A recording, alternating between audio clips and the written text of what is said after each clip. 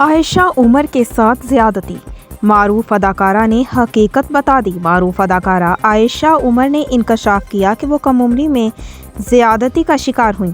आयशा उमर का मज़ीद कहना था कि अपनी ज़िंदगी में करियर के दौरान जिनसी हरासानी के अमल से गुजर चुकी हैं, इसलिए अंदाज़ा कर सकती हूँ कि इस वक्त किसी पर क्या गुजरती है। अदाकारा का कहना था, मैं बहुत कम उम्री में ज़्यादती का शिकार हुई थी। इस वक्त मुझे अपने जिन दोस्तों की ज़रूरत थी वही मेरे पास नहीं थे। आयशा उमर ने स्टार क्रिकेटर शुएब मलिक के साथ फ़ोटोशूट के हवाले से बताया कि शुएब मलिक के साथ फ़ोटोशूट अच्छा रहा। वो मुझसे फ़ोटोशूट में टिप्स लेते थे।